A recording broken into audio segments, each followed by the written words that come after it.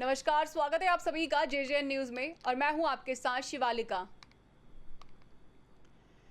अंतर्राष्ट्रीय स्तर पर तनाव बढ़ाने वाली खबर सामने आई है, जहां अमेरिका और इजराइल के कथित हमलों के बाद ईरान के supreme leader Ayatollah Ali Khamenei के निधन की अफवाहें तेजी से फैल गई हैं।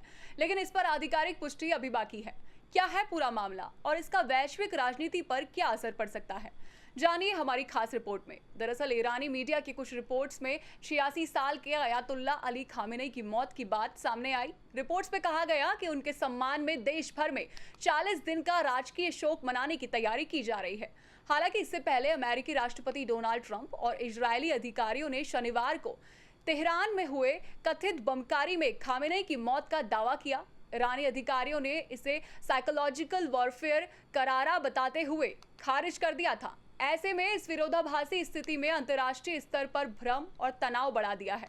लेकिन कुछ रिपोर्ट्स में यह भी दावा किया गया कि इस हमले में खामेनेई की बेटी, दामाद और नाती की भी मौत हुई। हालांकि इन दावों की स्वतंत्र रूप से पुष्टि होना अभी बाकी है। आपको बता दें, अयातुल्ला अली हुसैनी खामेनेई का जन्म 1939 में ईरान के पवित्र शहर मशहद में हुआ था। धार्मिक पृष्ठभूमि में आने वाले खामेनेई ने मशहद, नजफ और कोम को प्रमुख शिया धर्मों में शिक्षा प्राप्त की।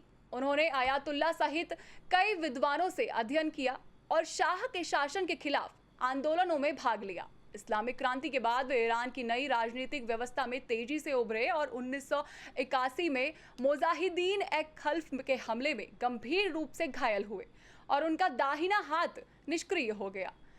उसी साल ईरान के राष्ट्रपति बने और 1989 तक इस पद पर रहे। अयातुल्ला रूहुल्लाह खामेनी का निधन के बाद उन्होंने ईरान का सुप्रीम लीडर चुना गया। इसके बाद वे देश की सैन्य, न्यायिक और राजनीतिक व्यवस्था में सर्वोच्च निर्णायक शक्ति बन गए।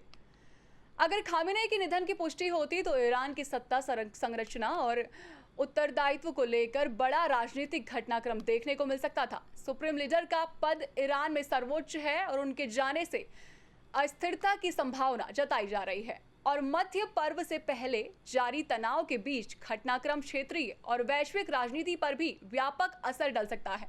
बहरहाल अंतर्राष्ट्रीय समुदाय की ओर नजरें अब तेहरान से आने वाली आधिकारिक पुष्टि और आगे की राजनीतिक प्रक्रिया पर टिकी हुई हैं।